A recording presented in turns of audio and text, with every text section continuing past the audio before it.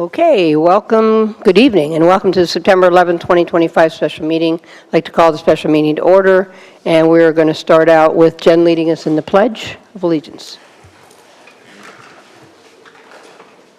I pledge allegiance to the flag of the United States of America and to the republic for which it stands, one nation, under God, indivisible, with liberty and justice for all. Actually, everybody can remain standing. We're going to take a moment of silence while we stand and remember what happened 24 years ago today, the horrible attack on our country, and just be thankful for those that were our first responders and all those that helped us at that time.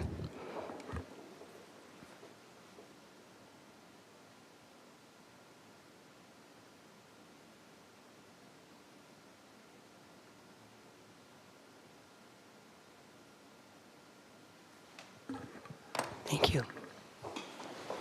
It's kind of like you could stand there forever thinking about that day. It was horrible. We were all just reminiscing where we were because everybody always remembers where they were. Okay, we are going to go to our citizen input.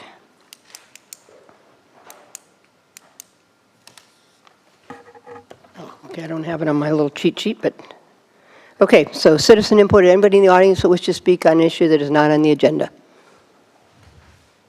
Seeing no one, I will close that, and I'm going to new business. And of course, this is a special meeting regarding the first public hearing of our budget.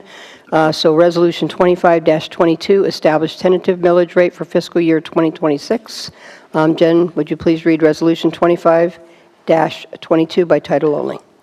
Resolution 25-22, a resolution of the City Commission of the City of Dunedin, Florida, adopting the tentative millage rate for ad valorem tax revenue for fiscal year 2025-26 at a rate of 4.1345 mils, or $4.13 per $1,000 of assessed property value, providing for a second and final public hearing date and providing for an effective date. That was Resolution 25-22, read by title only. Okay, could I have a motion to adopt Resolution 25-22, establishing tentative millage for fiscal year 2026? So moved. Second. Okay, we'll go to staff presentation. We're going to start out with City Manager opening remarks. Yes, thank you.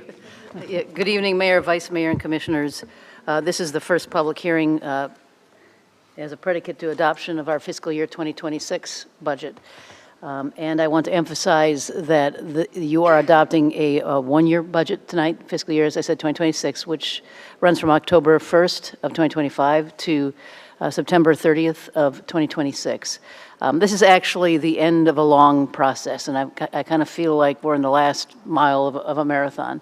You can see the stadium, and you start to get that eighth wind. But it has been a very long process, as all of you know. We actually opened the budget module to start inputting items for the budget in March 4th of this last year. Or in March, excuse me, of this last year. At that point, the department directors start working on their budgets, and there's some items that roll over or carry forward items from last year. There's the internal service funds where we're figuring out the cost of doing business, if you will, and the administrative department's support of the operating departments. Finance then drafts the budget, each budget for each department on a line item basis, and we meet with each and every department. The city manager's office and finance meet with each and every department to make sure, number one, that their needs have been met, and also to make sure, number two, that they are within their budget for the next fiscal year. Operating was 2% increase. Yes. No more than 3 this year. No more than 3 over last year. We're recommending a merit-based increase of up to 3.5% for the employees, and no new positions. We have done some other calculations for our variable on-demand employees, which we're going to talk about a little bit about tonight on the follow-up memo.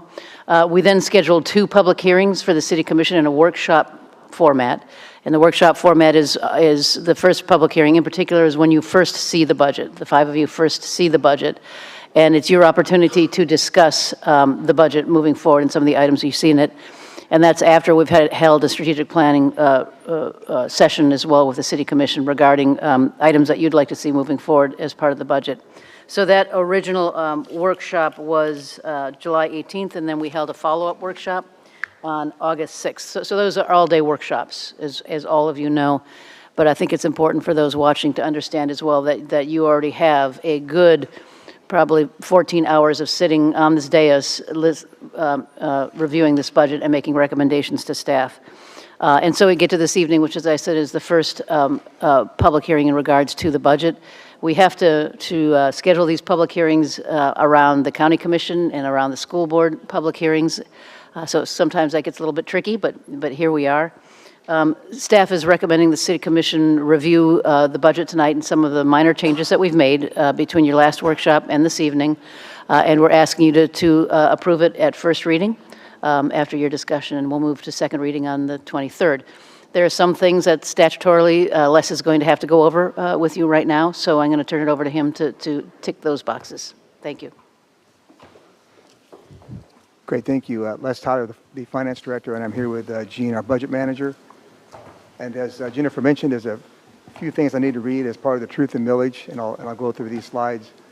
There's 3 of them. Les, would you mind holding the microphone a little bit closer? Yeah, sure. In accordance with Federal Statute 200-0654C, the City of Dunedin is holding a public hearing this evening on the proposed millage rate and tentative budget for fiscal year 2026. Prior to adoption, the City Commission may elect to adjust the tentative millage rate or amend the tentative budget as it sees fit. Following adoption, staff will publicly announce the percentage at which the tentative millage rate exceeds the 2025 rollback rate.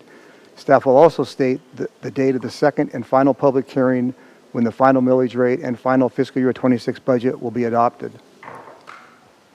A maximum millage rate of 4.1345 mils, or $4.13 per $1,000 in property value, was established through the adoption of Resolution 25-18, and that was on July 17, 2025. In accordance with TRIM requirements, a millage rate of 4.1345 mils is 5.43% above the 2025 rollback rate of 3.9216 mils from growth in property value year over year. And ad valorem taxes are budgeted at a 95% collection rate. That is the minimum required by Florida statute. At our 4.1345 mils, ad valorem tax revenues are projected to generate $17,850,000 in the general fund in 2026, and ad valorem taxes will account for approximately 32% of the general fund revenues of fiscal year 26. On the budget process, I'll turn this over to Jennifer. We already did that one. Okay, good. Okay, thank you. Sure, we'll pass on that one, yeah. Be that way. She covered all that, she did, yeah. Talk about efficient. Thank you, yeah. So the next slide is getting into changes that we've had since our workshop number 2, which was on August 6th. The first is we have some changes in citywide revenue, and this shows citywide revenue.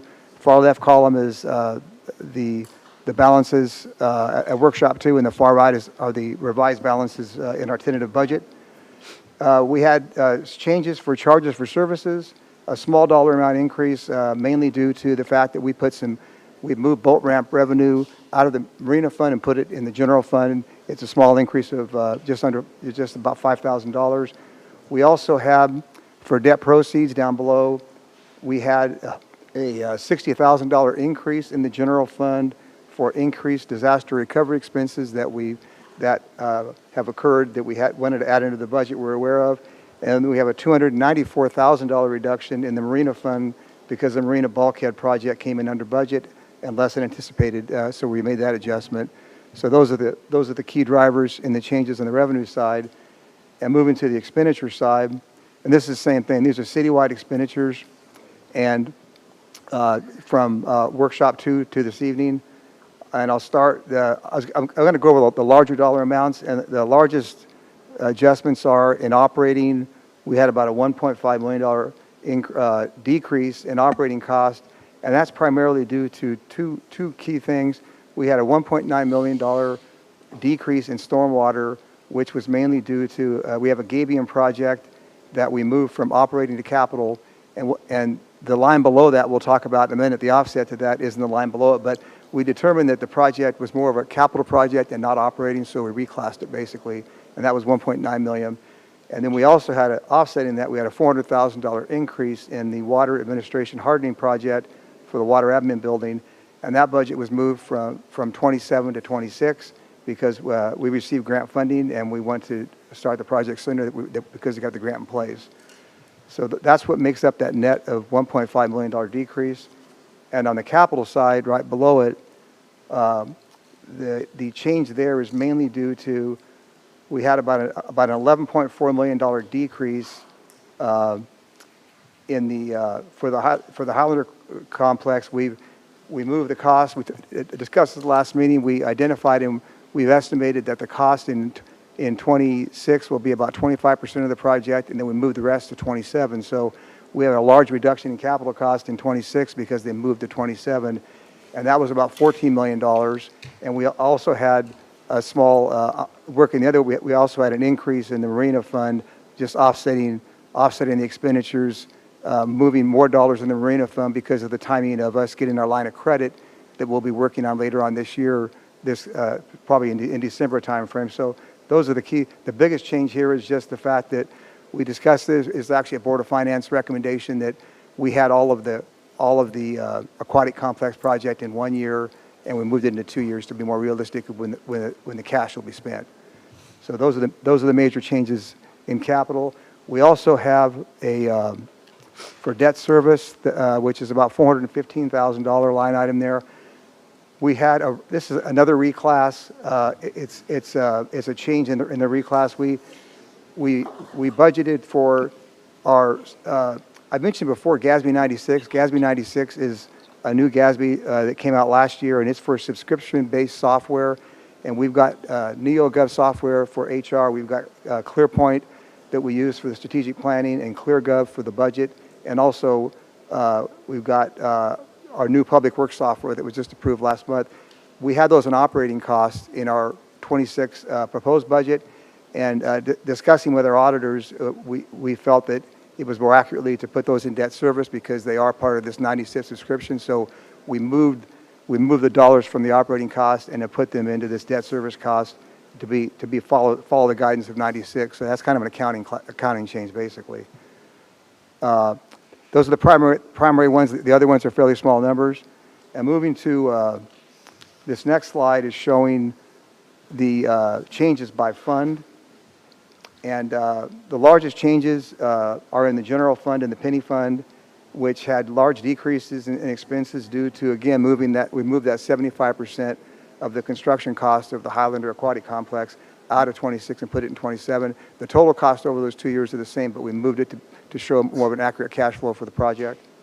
And I mentioned that was the Board of Finance recommendation as well. So those are the primary changes that we've had in between Workshop 2 and what's in the tentative budget before you today. Our next slide will be the follow-up memo. Are there any questions on any of these changes that you have before we move to that follow-up memo topic? Anybody have any questions on this part so far? You'll have another chance, so go ahead. Okay. If they go on the other way. Yeah, exactly. True. So the follow-up memo. So memos attached in your staffing. There were 5 follow-up items. Would you like to walk through those or just ask for questions? We do have one slide for item number 4 in there that we will go over. That'll be the next slide, but I'll ask if you have any questions on any of the items, or would you like me to walk through them? I don't know what I mean, there's only 5. Do you There's 5, just want to yeah. briefly go through it, and then, I know I had a couple of them that I questioned, so I think we Sure, should just go through it. I'll go over them high level and then Yep, that'd be answer great. questions. Okay. The first is the City Commission discussed the Dunedin Boat Club and Selling Center project, and the City Manager shared with the Commission that there was a late capital project for the estimated public restrooms for the city. So this was mentioned at the last meeting by the City Manager, but high level, There's currently $63,400 available on the existing boat club project, and that's in two different funds, ARPA fund and general fund. These funds will be rebudgeted in '26 as a capital expense for the new building, and an additional $47,740 from insurance proceeds, so that total is $111,140. In addition, $100,000, we put $100,000 in the budget for 2027 as a placeholder for the city's contribution towards the restrooms. And also, the city's eligible to receive additional insurance proceeds of $29,248 if the city rebuilds the boat club and sailing center. And there's an attachment A that references that project. And the next one is... Anybody jump in if you got a question on certain one, but, okay. I have a question, if I might. Yeah, was that Exhibit A? I couldn't find that today. Where is that? Should be like the third page there. If, right behind that, the memo, it should be the... In here? Oh, I was looking in the wrong place. That's That's fine. okay. And it should say Dunedin Boat Club Sailing Center at the very top left. Okay. And the project, it talks about the project and gives information about the project and the justification and the budget information too. Anything else, Commissioner? No, I'm good. Okay, good. Commissioner DeGard, you had something on this one? If I'm doing my math right, which is always a challenge sometimes, we're at $240,000 to the good for this project? Is that what we're seeing? Yes, Yeah. Okay, just wanna be yeah, sure. roughly right now, yeah. All right, from a number of different sources. from a It's- number of it's different A lot of sources, got it. yeah. And on the insurance proceeds, are those solid or are those speculative? No, I believe they're solid. Yeah, we received Okay. some already, and I believe that 29, well, as long as we rebuild, we should get that, yeah. Excellent, thank you, that's all. Good. Anybody else on that? Okay, we'll keep moving to Mies Life. The City Commission asked about creating a project for the Mies Live to make it easier for residents to walk downtown. The Economic Development Department has created a Mies Life sidewalk crosswalk enhancement project. The request is for enhancements for Mies Life across the Dunedin Hospital property to ensure safe pedestrian travel from Mies Life and the hospital to downtown. The project cost is $12,000 for consulting and design services. That's been added to the CRA fund budget in 2026. The enhancement project will require coordination between Mies Life and Dunedin Hospital, as well as the city. Staff will reach out to Mies Life to discuss a partnership and potential cost sharing for the construction cost of the project, and that amount is to be determined. And then we reference that page 2 on attachment B. Okay, any questions on that one? Okay, I like it. Mayor, if I may. Sure, absolutely. Just want to know, within that project, is there a placeholder for landscaping and shade trees? I mean, we can make things as ADA compliant and as pretty as we can, but on a hot day, nobody's going to use it, especially We'll from... definitely note that, Vice Mayor. We haven't gotten that far. Okay, thank you. That's good. Good question. Cool.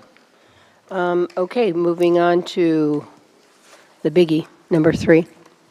This is a long one. I'll try to cover the highlights.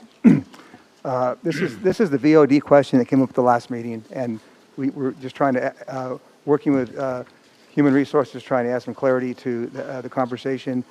VOD employees do not receive benefits. Departments' budgets for their VOD employees they're based on estimated hours of that VODs that will be needed throughout the year. Until about 10 years ago, VOD employees were not included in the total number of city employees. The estimated expenses were reflected in separate line items in the respective departments' budgets. The change occurred at the recommendation of the Board of Finance back then and by the Commission direction to give a better understanding of the city's workforce and workload. The estimated work hours of VOD employees are now shown based on a fraction of a full-time equivalent. A full-time employee equivalent is an FTE for definition. Determining the full cost, the full-time equivalent number for each VOD employee can be difficult, as those employees do not work the same schedules throughout the year, and some are seasonal, and some VODs may work more hours than others. While working on the 26 budget, and due to various staffing changes over the past couple of years, staff conducted an audit to confirm the accurate reporting of VODs, employees, and FTE numbers. And HR worked with HR worked closely with Parks and Rec and Finance, and Parks and Rec has most of the VODs. Due to the large number of VODs in Parks and Rec, Human Resources, they worked together. They looked at the total number of hours for the VOD staff and what would be needed for the various activities, including camps, before and after school care, pool coverage, et cetera, and divided that by the 2080 hours for a normal full FTE person. The resulting number was an increase to the total FTEs by 14 for fiscal year 2026. This increase in FTEs did not affect the budget, as the departments had already budgeted correctly for the number of hours needed each year in the numbers. As a caveat, there was also a slight increase in 0.26 of regular FTEs numbers due to a change from one administrative assistant covering the desk at the lobby in the City Hall. And while there was a slight increase in FTEs as a result of the change, the cost of this position decreased due to the pay grade and benefit level changes.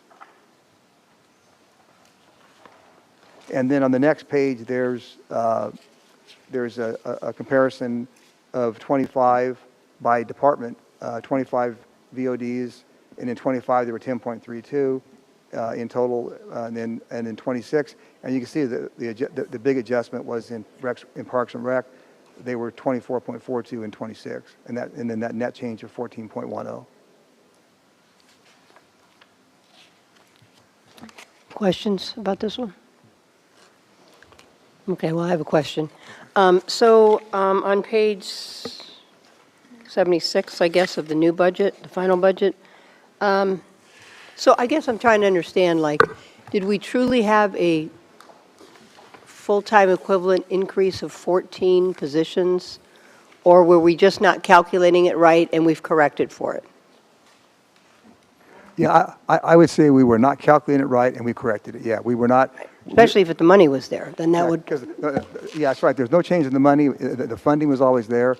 It was just a calculation of, how many FTEs are each of those persons working, and the conclusion was that there were more FTEs per person than we'd had before, basically, in that calculation. You want to add to that, Teresa? Good evening, Mayor, Vice Mayor, Commission. Teresa Smallin, Director of HR and Risk Management.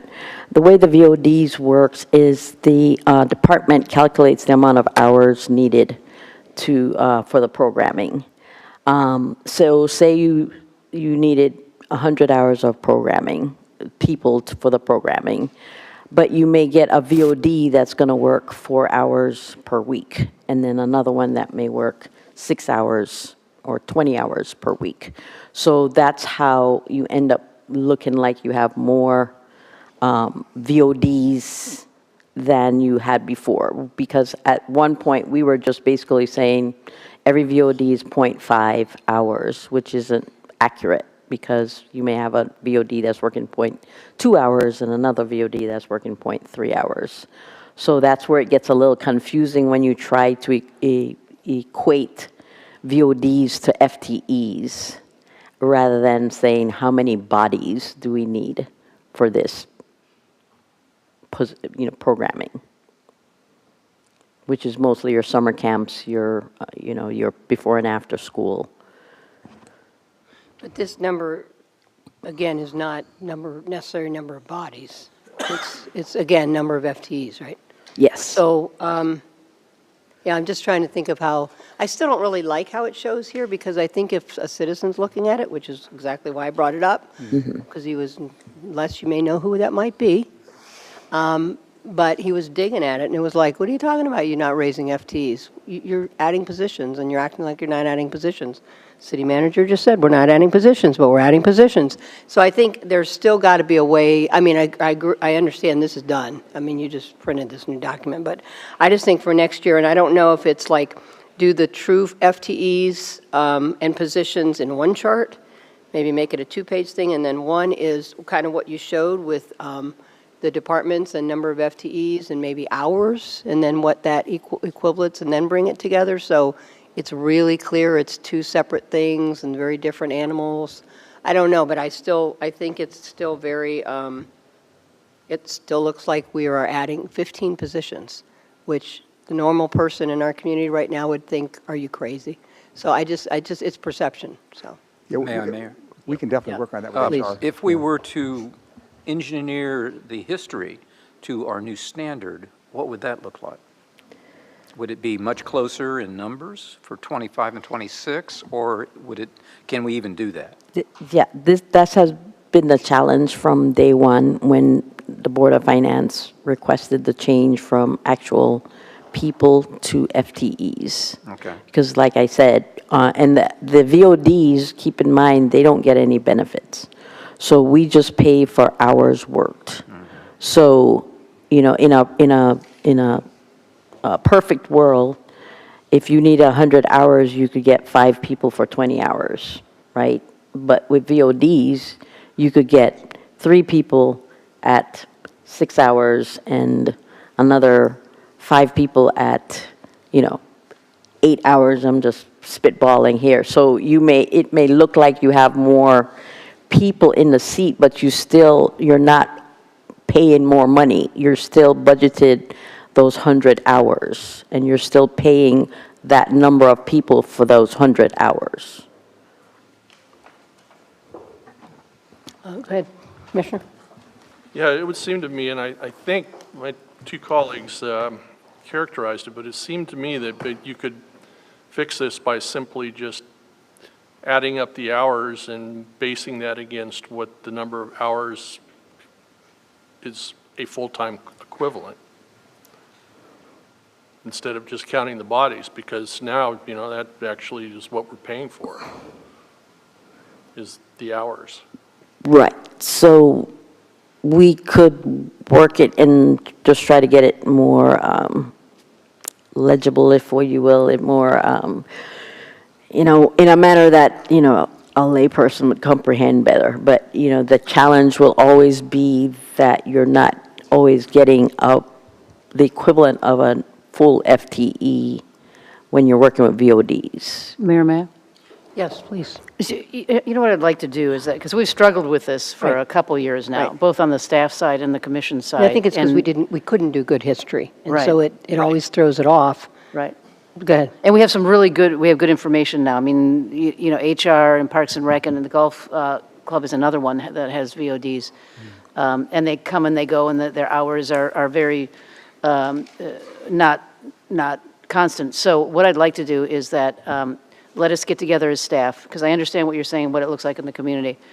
Let us get together as staff and devise a way to make this more clear for the commission and the community. And then when we start our budget workshops for next year, if that's all right, then Yep. we'll talk about that up front. Right. So we'll incorporate in the budget. In the meantime, I will do my best to explain to some people in the community that we did not add 15 positions, so that's our problem, so. Okay, yeah, no, thank you, I Okay. appreciate it. Okay, if nothing else, I'm going to go to next one, the fourth one. Okay, item number 4 is, we have a slide on that, so if it's okay, I'll skip that one because that'll be the next slide. Yep, And then number 5 is, during Budget Workshop 1, Commission asked for an update on the Waybridge Woods project. In the proposed operating capital budget, the Waybridge Woods project was scheduled for a total cost of $2.5 million in 27 and 28. That's what was in our proposed budget. Following the first budget workshop, staff reviewed a recent structural bridge inspection report and determined that repairs could be made to the structural supports for the existing bridge and the associated decking and stringer reconstruction.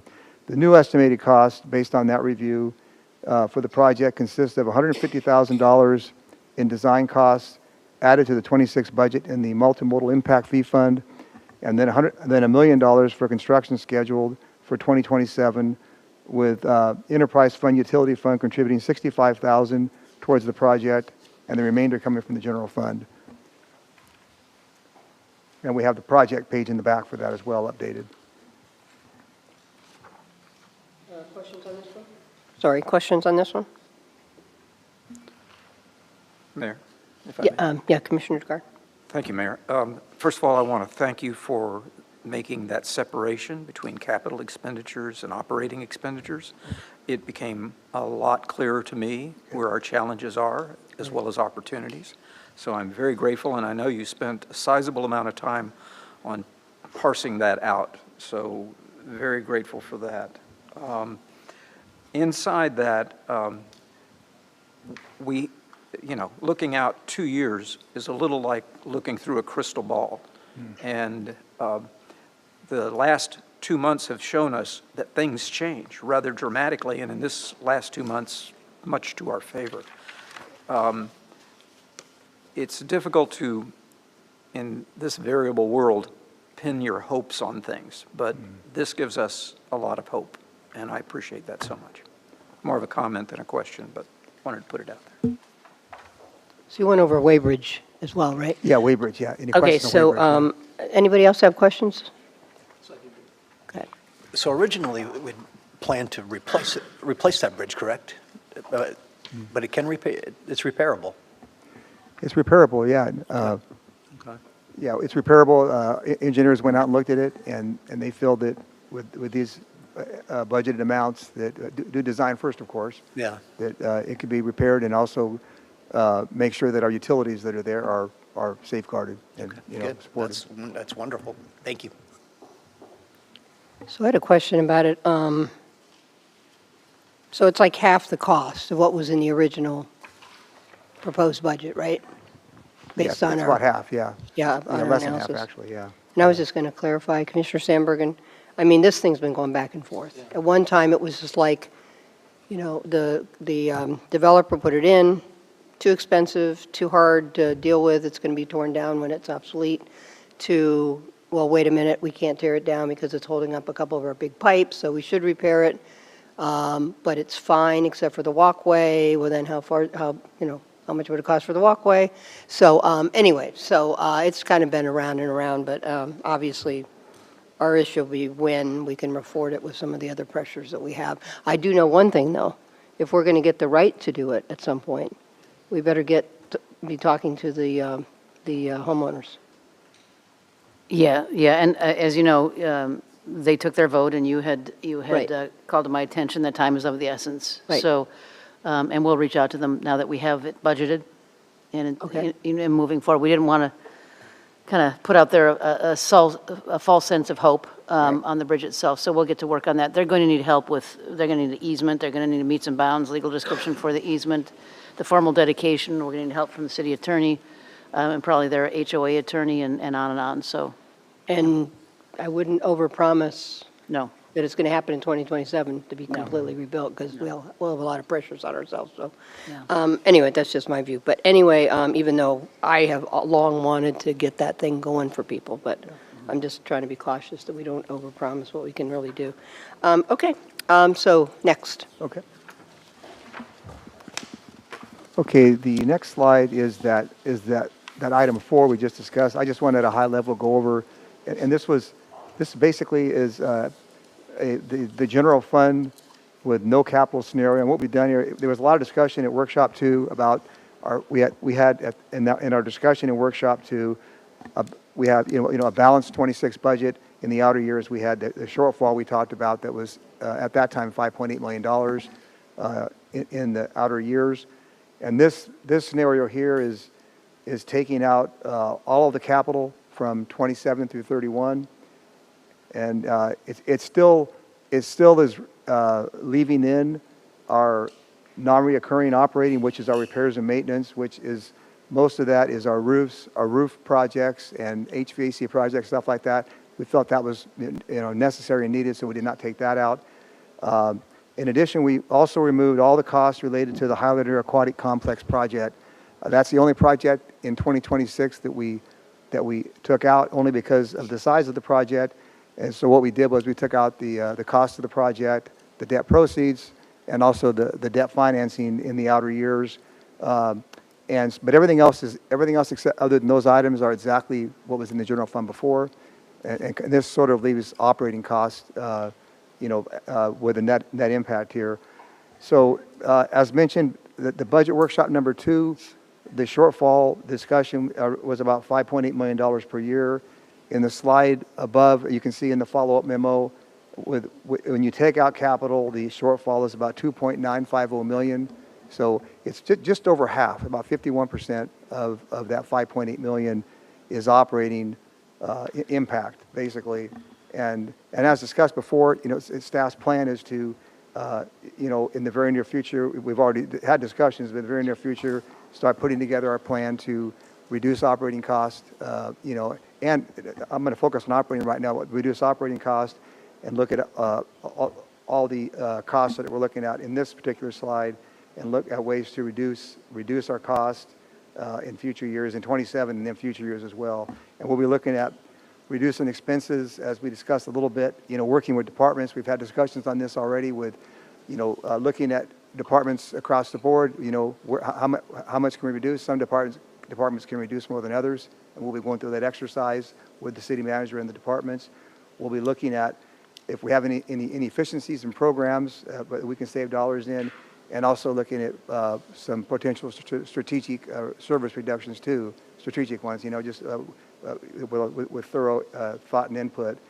And then also we'll be looking at our fees to make sure that our fees for our departments we're recovering the costs as we should be, to make sure that we don't have our costs to a point where we're not recovering what we should be to be full cost recovery.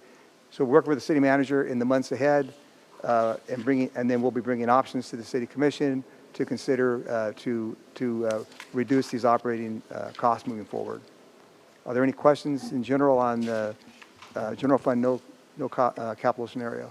Okay, any questions, Vice Mayor? Yeah, thank you, Mayor. First, just a comment that those numbers look much better, much better. So thank you very much. But for the C students and just for the residents, you just zeroed out the capital line from 27. So does that mean those projects are still on? They're not on? What?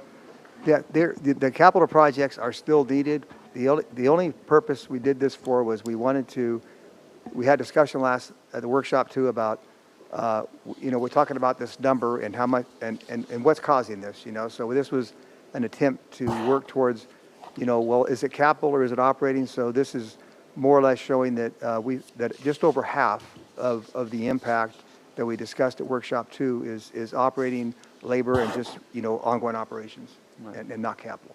And the other 49% or so, you know, is capital based on our current capital estimates, you know, over that 5-year time frame. Okay. Thank you. It was important to show the operating expenses and the impact that they're having. Yeah, I thought we thought a lot of good questions last meeting, and city manager and I agreed that, you know, that it'd be good to present this. We mentioned before at the last meeting that, you know, capital that revenue over the last 5 years in the general fund is growing at a slower pace than labor and operating costs both, you know. In other words, and that's part of what we're seeing here, you know, right. Part of it, yeah. Okay. Thank you, Les. Thank you, Mayor. Commissioner Sandberg, anything? No, I'll wait till the end, thanks. Okay. Commissioner Walker?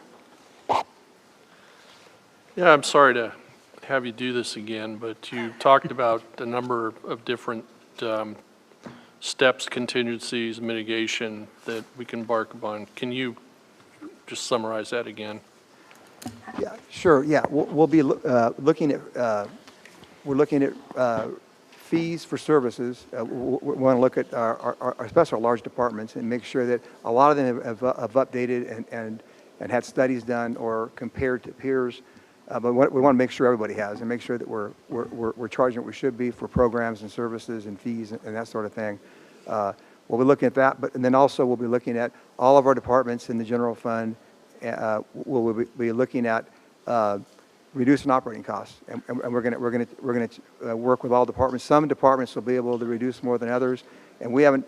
The city manager and we've not decided yet with the department heads exactly what that % is, but we want, you know, everybody needs to contribute towards this goal of getting this particular the shortfall down to a much more you know, realistic number, because, you know, right now it's 5.8 in total, and we want to address that as much as we possibly can with reducing expenses. So we're going to work through looking at all the departments and then we'll also be looking at looking at programs. Do we have any inefficient programs? Do we have programs that aren't being used? You know, and do we cut those? Do we move those?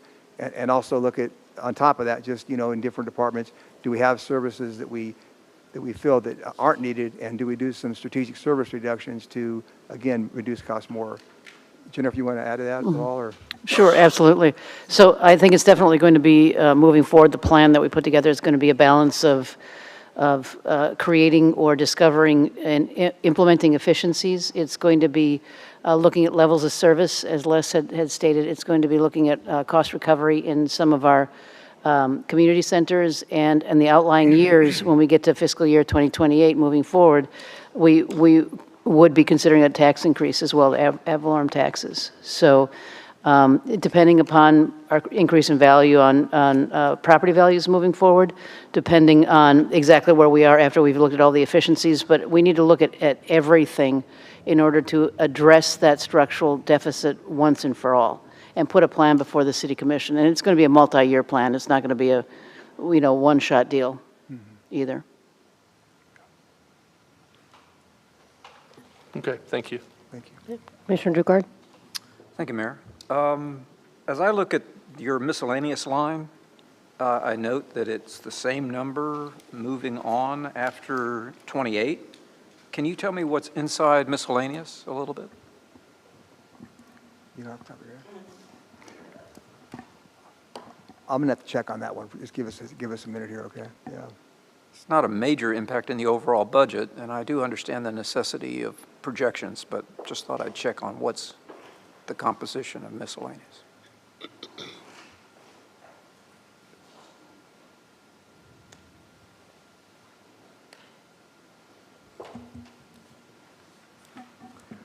One thing I know that it's in there is investment earnings is in there. And Okay. that's one that's been a pretty large number the last few years with the way the market's been. So that's in 2026, that's of that 1.1 million, that's probably about 700,000 of that balance roughly, And, Okay. and Gino, see if you can give some other examples here, but that's one of the larger ones I know. Now, we'll still get debt proceeds as we go forward. You just couldn't project them because you removed all the capital. Is that correct? That's correct. And this one, I just removed them. The only one I still have remaining is, if you look at under 2026, we still show 4.3 million, and that is an estimate of the line of credit needed for the storm damage, for the pier replacements and some of the storm damage. That's what that represents. Excellent job. Thank you, Les. Thank you. Okay. Final one. Go ahead, Gene.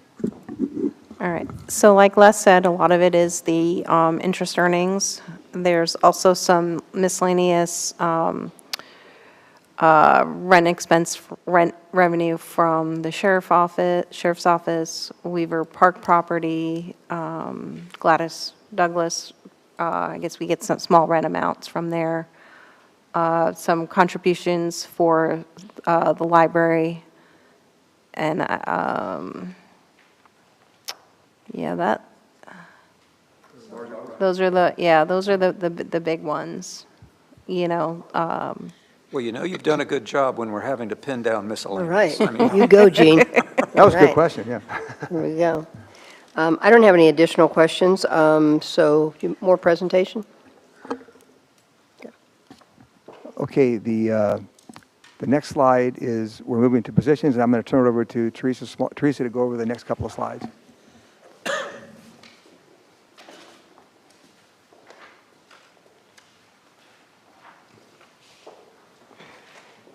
Hello again.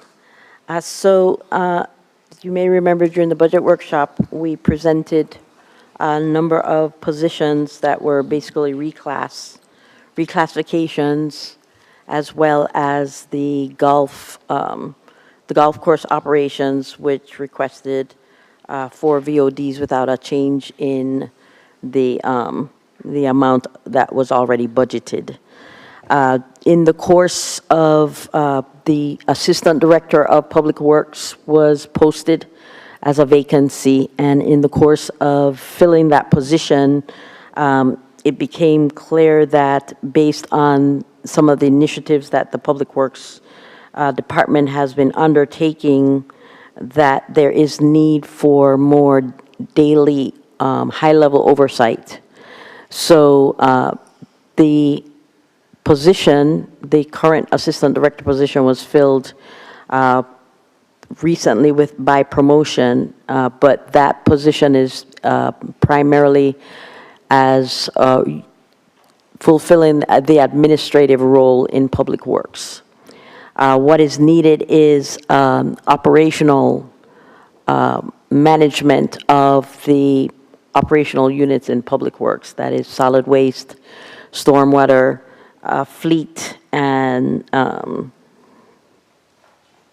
streets. So the Director of Public Works requested an additional Assistant Director of Public Works position to manage the operational side as well as the results of the efficiency study. This was recommended by the Deputy City Manager and is supported by the City Manager.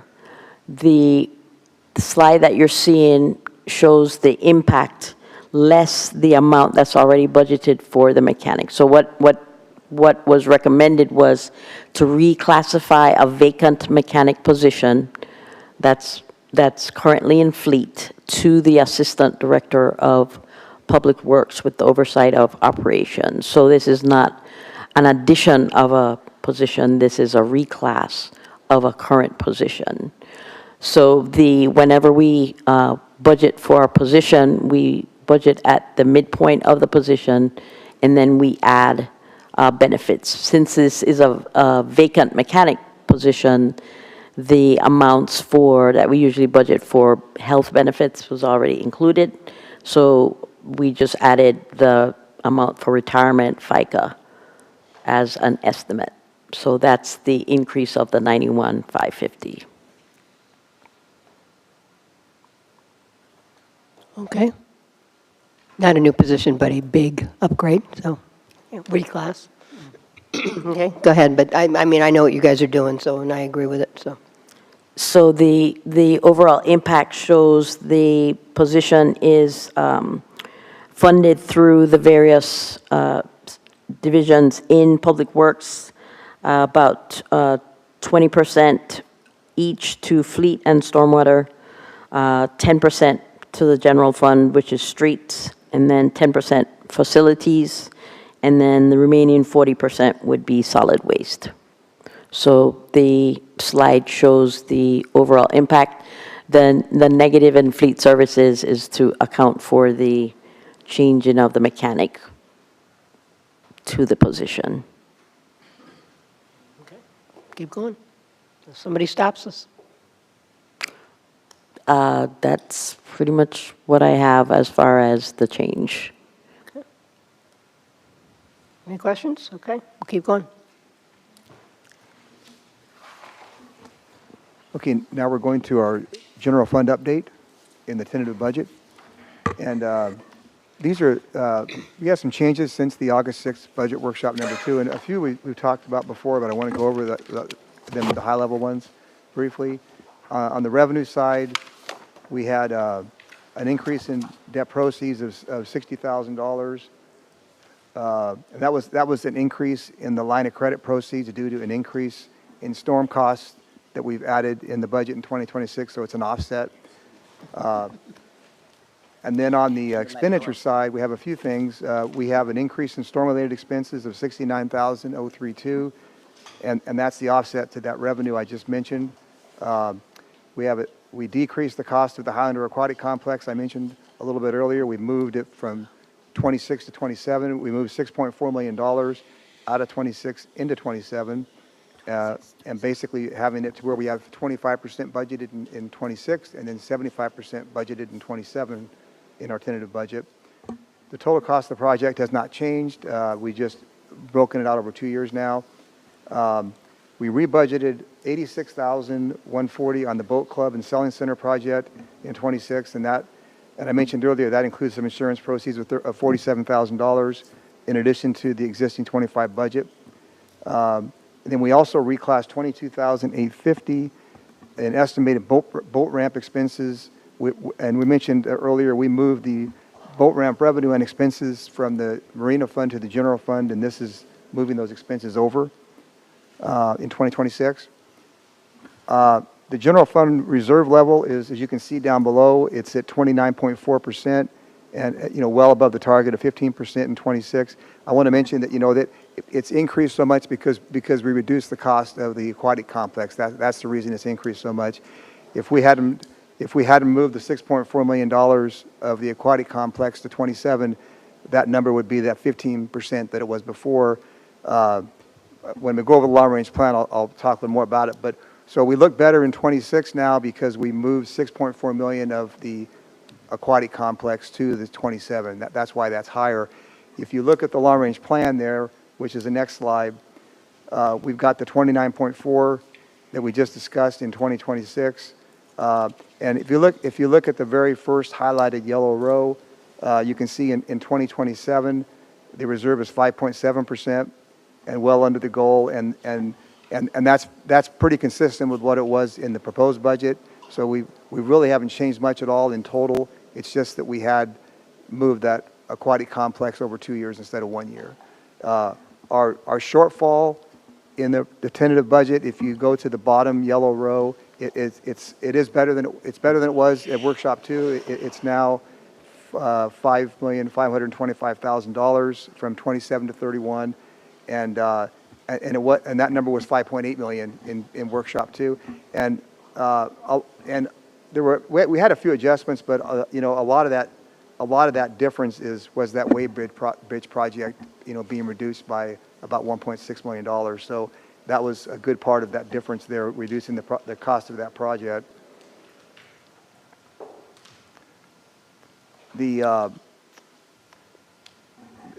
Just want to kind of high level. So our shortfall is a little better than 5.8. It's 5.5525 million now. And I just want to mention high level, that kind of a reminder that during our budget process, every year we start our budget, we always start with, almost every year, as we work through the budget with the city manager departments, we start with some sort of a shortfall, and we work through it, and then we work through that, and we present, a balanced budget to commission, and that balanced budget, as this year, sometimes includes reserves, carry over from prior year, and that's the case this year as it was the last couple of years. But we work to make sure we bring a balanced budget that has a 15% reserve or better for that particular fiscal year. As discussed earlier tonight in the budget workshops, with directions from city manager, we'll be working on those reductions we talked about with operating costs moving forward, focusing on 27 and future years to reduce those costs and looking at those different options. So we're a little bit better off in the shortfall. But again, if you look at 26 and 27 together, we're very close to where we were before. We just happen to have a lot more fund balance in 26 now because we moved those project costs to 27 for the pool. Are there any questions on the general fund? Questions on general fund? Commissioner Walker? Yeah, and I'm sorry, I just need to make sure I understand this. So I think what I'm hearing is that in 26, the increased reserve basically moves forward into 27 that allows us to get to that ending unassigned fund balance with the shortage addressed. Is that right? Yeah, if you look at the very first highlighted yellow row, you can see, in 26, we've got a 29% reserve. In 27, we dropped to 5.7, and then in 28, we're negative 10%, and then it continues on. And then down below, in the second yellow highlighted row, that's where we're running the scenario of addressing that shortfall to get back to a reasonable reserve long term, and that's where we have our shortfall estimate average every year of the $5.5 million there. So, and 27 is 27 expenses increased by 6.4 million, and 26 decreased by 6.4 million in this scenario. So, compared to what we discussed at Workshop 2, but the net impact over those 2 years is the same, really, because it's the same project cost just over 2 years now. Okay. What is in that in 27, what is in that $8.2 million number exactly? See, 8.2, in 27? Second yellow Oh, line? yeah, the 8.2 million, that's just that is, that's taking the shortfall into account of $5 million, and that's assuming if we need to reduce expenses or increase revenues, you know, to get to that 5.5 million, and then with that, we would have a reserve of 17% at the end of 27, you know, assuming we decrease expenses or increase revenue by that amount. And then every year, the numbers change each year, but every year is doing the same thing to the right. Okay, so that's basically an assumption then, that Just- 8.2 million. It's just an assumption. And, you know, again, want to mention, you know, a 3-year forecast is hard to do, and 5-year forecasts are, you know, they're even harder to do. But what's nice about it is it's good for transparency and just kind of big picture long-range planning, but there are just assumptions, yeah. All right, thank you. Anybody else? Commissioner DeGard? Thank you, Mayor. Now, I'm needing some help here. As I look at it, when we look out at 27, we do not have an entry under revenue for debt proceeds. Is that assumption correct? Or are we expecting some debt proceeds in revenue there? No, that's a great question. Yeah, we will issue the debt proceeds for the aquatic complex when the project starts, and we're assuming the project will start in this, you know, sometime in 26, towards the end of 26, and we won't issue financing until until construction begins. And once we issue financing, we'll issue financing for the whole project. It'll be probably a 2-year project or 18-month project, but we'll want all that financing in hand when we start the project. So We will experience some debt proceeds Yes. in 27. Yes, We just don't no. know what they are. No, actually, no. We will experience the debt proceeds in 26 for the aquatic complex, for the full cost of the project, because we only want to do one debt financing, because we need debt financing to start the project. And that's So the 11,482,000? That's Yes. right. That's right. It's the 11,482,000 includes, it's a combination of about 4 million, roughly 4 million for a line of credit for the storm, and then about 7 million loan for the aquatic complex. I note in the prior 2 years, we had 900,000 respectively in debt proceeds, but we're still not going to be able to put any number into projection for revenue in that same line. Yeah, the 900,000 proceeds the year before, that was the lease, the lease financing for the fire engine we purchased. That's what that was for, and that's a 7-year lease. Got it. So that's what that was for. Yeah. Okay. So And that was sort of that was sort of a one-time thing. We didn't have any leases in the general fund. We may have to do it again in 10 years, but that's what that was for. So if we can find something for you to borrow money on in 27, we can have some debt proceeds there. Yeah, that's true. Okay, just want to be sure I understood that. Yes. Yes. Yeah. Yeah, but Then you there's can debt service, proceeds. yeah. There's that service, yeah. Thank you. I thank you for explaining that. Thank you. Thank you, Mayor. Okay, Vice Mayor or Commissioner Sandberg? You good? Okay, guess we'll keep going.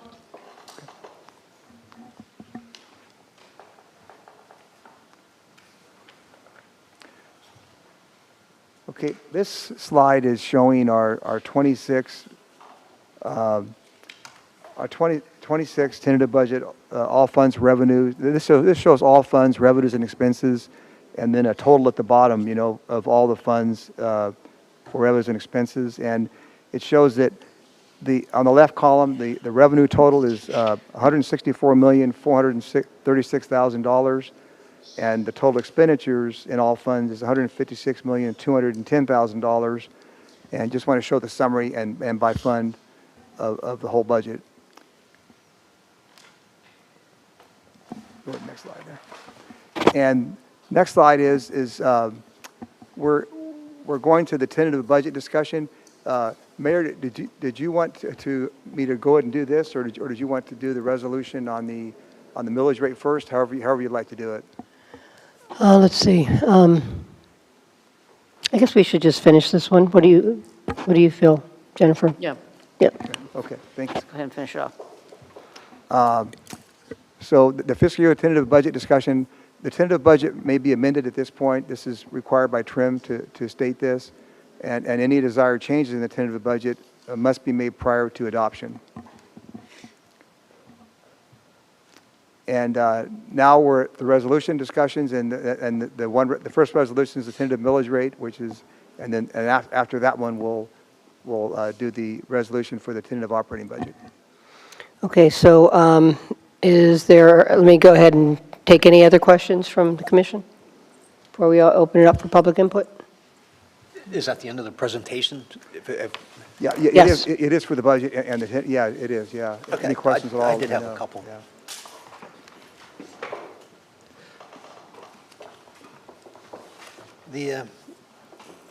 These are very specific. You mind if I go through and you can clarify what some of these actually are? There's one called Pinellas Solar, and Pinellas Solar Co-op, there it is. It wasn't a lot, but it was $5,000. Any idea what that is and how the Dunedin residents benefit from that? Pinellas Solar? Okay. Yeah, it's in the Pinellas Solar Co-op dash Solar United Neighbors. Commissioner, what document are you looking at? Oh, Oh, this one. Okay, got it.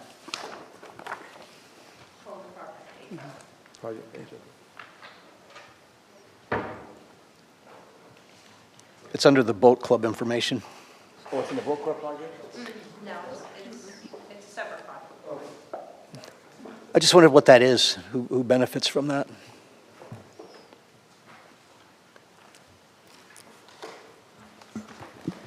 It is a project that is, I think Natalie Gass is the project manager on it. The Solar United Neighbors is a national nonprofit that was initiated in 2007 to assist community members in uniting, fighting for their energy rights, and going solar. Sun organizes solar co-ops where residents and businesses can join together, vet companies, and purchase solar panels in bulk for reduced rate. So, I mean, I can keep going, but. So you're saying that does affect all of our taxpayers that are helping pay the bills here? Yeah. Because I had never heard of that. Okay. Yeah, it's a co-op, and I think it's something that we participate in to just kind of help facilitate for solar, and if it's something our residents can use. Okay. We had our business survey a few weeks ago, and I see that's back on here for $15,000 in 2026. I thought that afternoon there was a comment maybe it was going to go for 2 years before we paid another one. That's actually for the resident survey. Okay, this calls resident Slash business, yeah, so this will be for the resident survey. Okay, okay. And there's something called the Dunedin Resilience and Sustainability. It's entered twice. Why is that?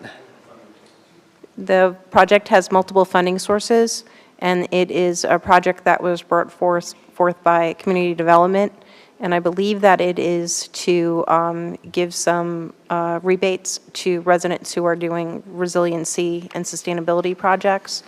I'm not sure of all of the specifics, but it's funded partially out of the building fund and partially out of the general fund. So it's $100,000. Yeah, $50,000 for each is what's budgeted. It was a new project in fiscal year '25, so I'm not sure what has been allocated to residents already, but it's something that I think they wanted to keep going. That's the one we won the big award for Okay. with Tampa Bay Regional Planning Council. Yes. Then another one that caught my attention was the affordable/workforce housing. I mean, I know we just spent a lot of money, and I'm wondering why that's on there again and what we're going to get for our money there. Well, we need to keep some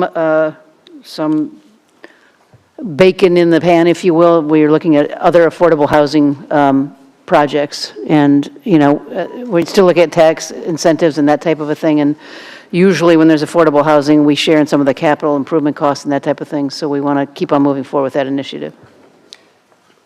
There's another entry called Public Safety Mitigation for $80,000. What is that?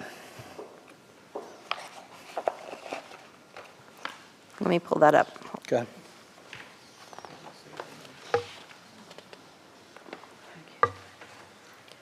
If I remember correctly, I'm not sure what the final decision is, what they're buying it with, but I think they're using law enforcement impact fees. Oh, yeah, those are for the barricades Barricades. that we put Okay. around downtown. Barriers, right. Okay. I mean, I see those entries. It's a lot of money. I just want to make sure I understand. Last year during, in fact, it was pointed out, a year ago right now, we were in the candidate forum. I remember sitting back where Bob Ironsmith is, and there was talk from the dais about city camera systems. And I see it's back on here again. Do we need more cameras? I thought that was all on, I remember listening to that last year in the crowd. Another $50,000? Right, so the citywide camera system, we are incorporating buildings when we're able to, when we have the funding to add cameras to our facilities. There's an entry, athletic fields / renovations for $250,000. Any specific fields? I mean, athletic fields, that narrows it down to a whole lot. Any idea what those are? I think it's a rotating schedule that different fields get done different years because there's so many, they can't do them in every year. So it's not necessarily allocated in the project page which field is getting done in a given year, but that's what the Okay, purpose because is. I saw there was like lights or fences at the baseball fields. That was a little more. And my last one, it was at the golf club. I know there was a recent inquiry by a citizen that had concern about those chargers, chemicals, gas all being stored. I see there's some money going towards. Is there any thought of modernizing or making that a little safer? I think you know what I'm talking about, where the citizen came to us. Any thoughts of this money being appropriated to make it safer or whatever we want to do up there? Is this for the maintenance facility? I think so, yeah. Yeah, I mean, we are appropriating funding in the future, Future years, we are, yeah. $600,000, yeah, in fiscal year 2030. Okay. As far as making it safer, I'll rely on our Director of Golf Operations to Yeah, make sure it was that an it's safe out interesting there. email the guy wrote. Yeah. And I read it a couple times, and it kind of made sense, but, It was interesting. yeah. All right. I mean, it's big, and, do we have something baked in for unforeseen issues that happened, I guess, in 2024? We had some unforeseen costs. That I is know the we have reserve. that line of credit, if I'm not mistaken, that when we talk about paying that off when we receive FEMA money or reimbursements, is that all still on? Yes. Okay. Still on, yeah. So we are financially prepared if, and I know right now, today's peak of the year or whatever, we're prepared, we're in a position where we can handle it again financially? If we had another storm in the next month that was the size of the last one, then we would have to, we could do some stuff internally like last time, like we Right. did the 5 million, but we'd have to get, if it was that large, we'd have to look at, probably a second line of credit. Yeah, you know. okay. I mean, at some point, yeah. Okay. No, good, that's all I had. Thank you, Mayor. Okay, any other questions before we Yeah. vote on millage? So in following the example of my colleague, Commissioner Sandbergen, the looper, I know it's in the budget. Is there any way to make sure that going forward, we capture the fact that this is still a pilot program and still needs to come before the commission? Absolutely. So the Looper, if I may, Mayor, the Looper, our contract with them is up in December, and we're going to be doing a deep dive analysis of, we're still in the pilot program stage, and before we make any recommendation to the City Commission, we're going to do a deep dive into how much it costs versus what the benefit is to the public and on and on. Okay, yeah, because if I recall our discussion, they have some ownership in working with us to get sponsorships or. Yes, and we have submitted for grants and poked around for grants, and we have not been successful so far, so. All right, thank you. Adaptive reuse, I see that for the Coca-Cola property and also the existing City Hall. What is that? So adaptive reuse is a fancy name for redevelopment of the property. Okay. All right. And when we say existing city hall, we're really talking about the city hall that doesn't exist anymore. Not this existing. The other the post-existing. Maybe we can change the name Yeah, I for think we need next to take year. that off of there, yeah. I- Former. and Not to belabor this, but can we get an update on that at some point? We don't have to do it Sure. tonight, but it's still got that fence around it, and I'm just curious as to when we will be taking that fence down. Actually, if I may, Commissioner Bob recently gave me a good update, so we can just forward that to all of you. Thank you. Under separate cover, if that's okay. Those are all the questions I have. Anybody else? Thank you, Mayor. Commissioner Dugard? I notice in here the Aquatic Center is in a split entry. Help me understand why. I think I know, but I want to hear it from you guys. Yeah, we're showing it because it's being funded by the penny fund and the general fund both. So Okay. we're showing those portions in each fund. All right.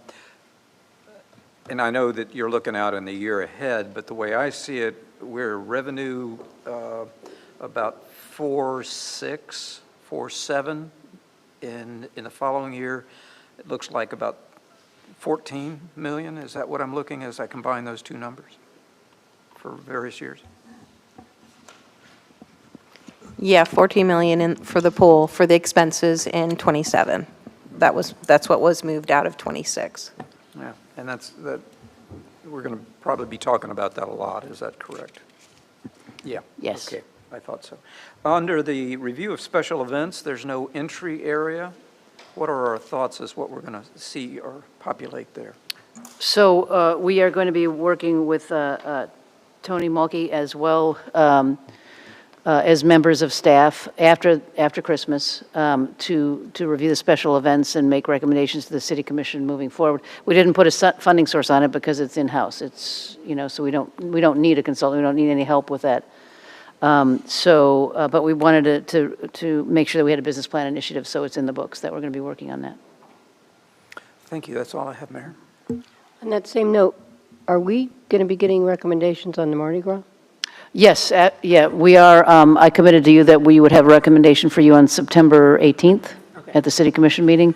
I was just talking to Tony about it before the meeting, and it is not, I'm going to send a supplement out early next week on that because it's not currently on the agenda. I think I might put under informational items, but you're going to act on it, so it would probably need to be an action item. I need to figure out how we're going to do that and bring it to you. Did I give you a chance to ask questions? Yes, you did. Okay, I just want to make sure. And if I had won the Powerball, I was going to take care of the pool, and add a lazy river, but I didn't win it, Who was it, Texas lazy and river. wherever other state? I mean, I was really disappointed. I was just thinking I'd like pizza. There you go. So are you, Jennifer, Yes, it is. are you taking all hope away from the famous 3-year freebie grant that we thought we were sure we were going to be able to get? Am I taking what away? I'm sorry, I was. So you said that we haven't been successful with grants. Correct. And when we actually entered into our pilot program with freebie, it was almost like a done deal, that we were probably going to get a 3-year grant. I don't remember where it was from. Is that just not going to come to be? It has not materialized. And we don't think it's going to materialize? We don't think it's going to materialize. I haven't seen it yet, so.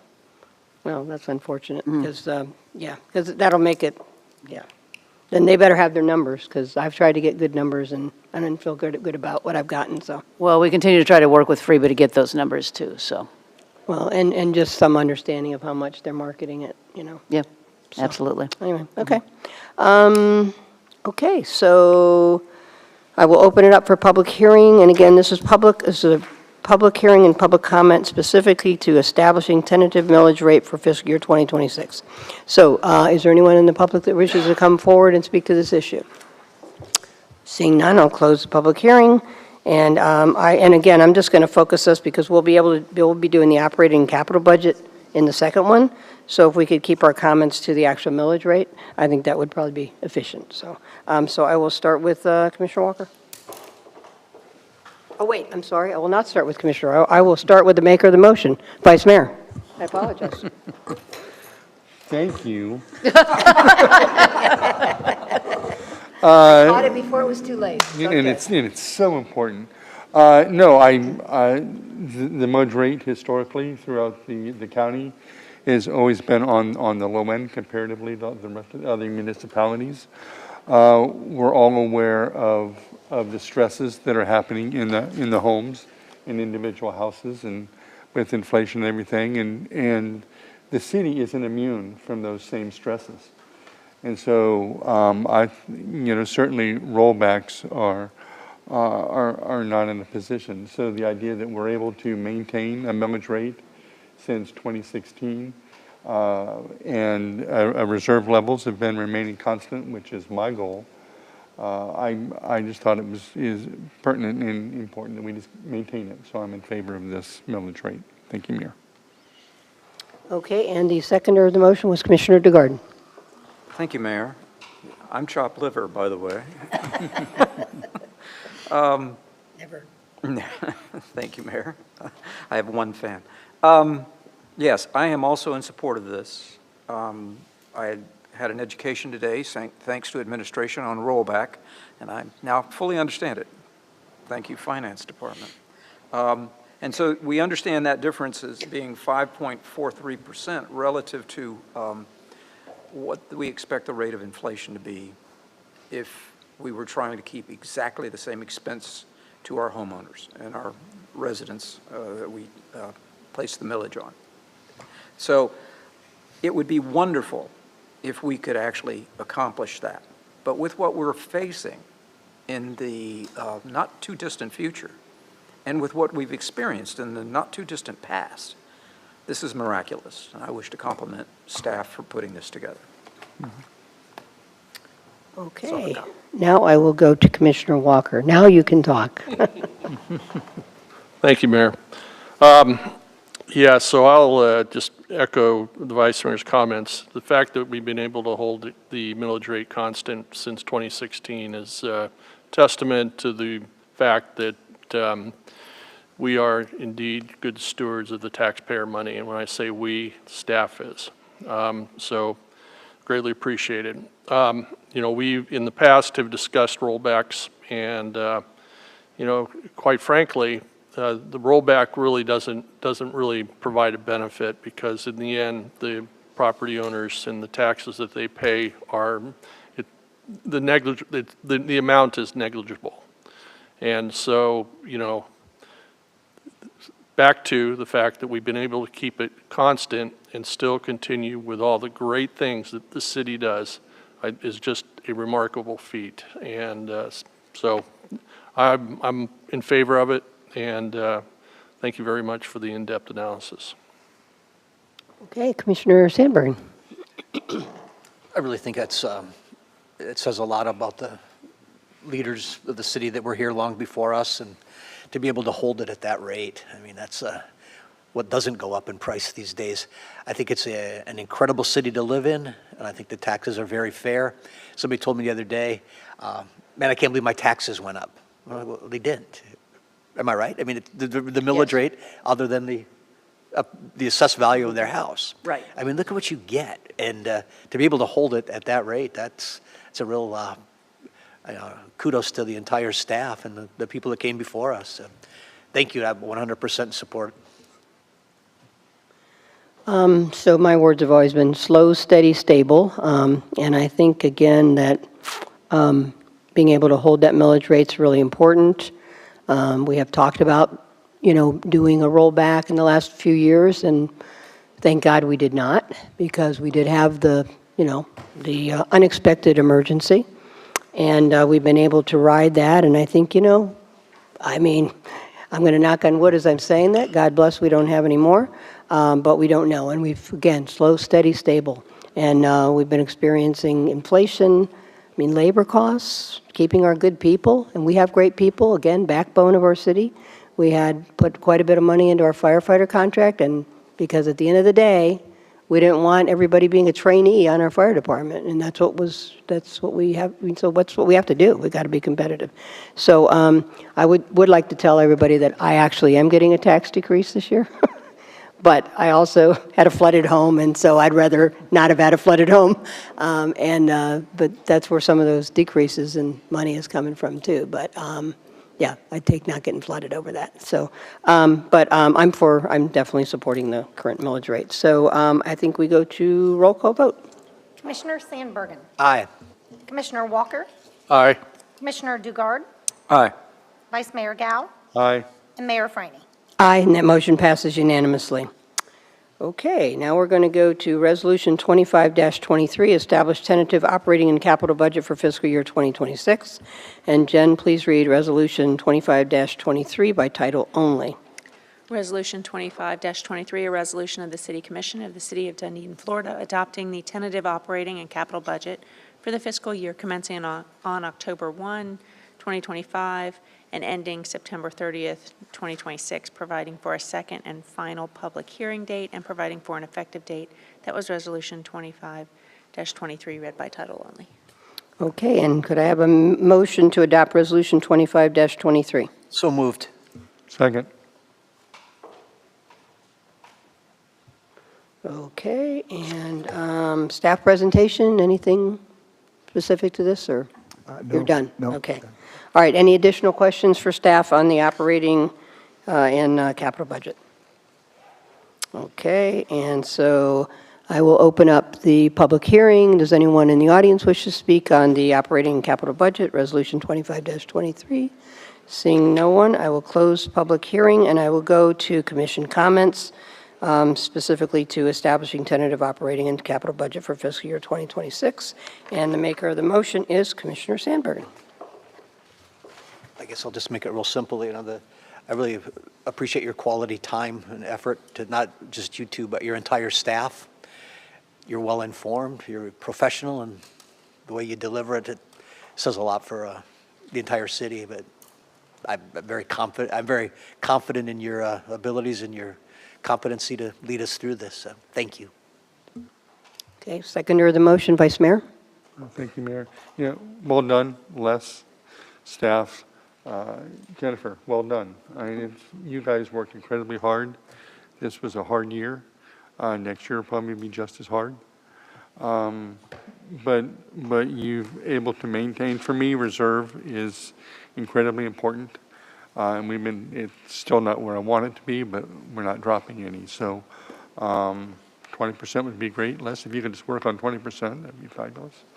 But no, thank you. Thank you for the hard work. That's all, Mayor. Okay, and we'll go to Commissioner Walker. Yeah, so, when we had our last workshop, obviously, the picture was not clear, because then, so we asked for a budget that didn't contain the capital, and that actually provided a lot of clarification. And I will also say that this was a learning experience for me by virtue of the fact that the information that you get by following the accounting principles doesn't always provide you the big picture. And for me, I had the aha moment where that $11 million in debt proceeds that we'll realize this year in 26, that actually benefits 27, although it's not even in that line item. And so anyway, I just want to thank you for the hard work. Your analysis has been impeccable, and it's really provided us exactly what we needed to make a decision. So thank you. Commissioner Dugard. Thank you, Mayor. I, too, am very impressed with the process, the input from staff, the input from my colleagues, and I'm completely in favor. There is a caveat. The caveat is if FEMA doesn't come through for us as we expect, we will be in a world of hurt. And so we are all crossing our fingers that does occur as we have forecast. And that's something the community needs to be aware of. And by the way, if you see skyrockets and balloons go up, we got the money. So, thank you, Mayor. Okay, so, I'll coin what we said at our last workshop, which was, it's not the end, it's the beginning. because we have a lot of work to do. When we look to those outer years and some of the numbers we're seeing, I was sitting here, and I wasn't going to bore you with this, but I am, comparison. So when I was a junior in high school, I ran hurdles. And the first time I ran 10 hurdles, it was just a little too much of a stretch. So when you run hurdles, you jump 1, 1, 2, 3, jump, 1, 2, 3, jump. Well, every time I went to a new hurdle, I lost a little bit more until the 9th hurdle when I couldn't stretch my legs and I broke my foot on the 9th hurdle.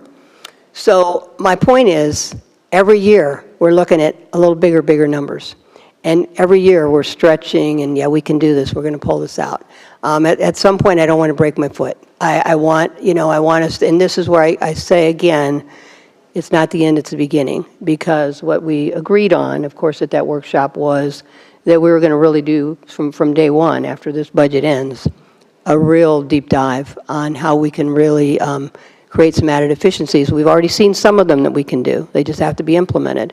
So, so that challenge is on all of you, and I know you're up to it. And on that note, I want to thank Les, you and Jean and your whole staff. Great way of walking ourselves through that. Jean, I know it's your first time. You did awesome. And again, I can't say enough less about your integrity, and you never have an agenda, and that makes it so much easier for us to stay focused. And of course, Jennifer, and how you lead your team, and Jorge, and all the department heads out here who probably want to go home, right? Sooner better. And of course, lest we not forget our Board of Finance, who works hard on this and put a lot of thought into their suggestions. And it was great that, a lot of this about getting the capital out and being able to see a clear picture was part of their issues as well, and how we break some of these projects out. So we always appreciate their thought. But anyway, I think it's been a good process, and we still have a lot of work to do, but I think it's been a great process, and I appreciate all the hard work. So. And sorry for the kind of crazy comparison, so had to do it. Okay, so I need to go into roll call vote. Commissioner Dugard, Aye. Commissioner Walker, Aye. Vice Mayor Gao, Aye. Commissioner Sandbergen, Aye. and Mayor Franey. Aye, and that motion passes unanimously. Okay. Mayor, could I read one slide, just one more slide, if you don't Sure. mind? Oh, yeah, gotta no. say this, sorry. No, you have to say it, so have to yes, say we it, don't want to yeah, repeat this sorry, meeting, yeah. so. Make it quick. In accordance with Florida's Truth and Millage Trim Laws, a notice of proposed tax increase and a budget summary advertisement will be published within 15 days of today's tentative budget hearing. A public hearing to adopt the final millage rate and budget will be held on Tuesday, September 23rd, 2025, at 6 p.m. at the City Hall City Commission Chambers. That's it. Thank you. Okay, thank you. And anything else good for the order? Or we are adjourned? Thanks.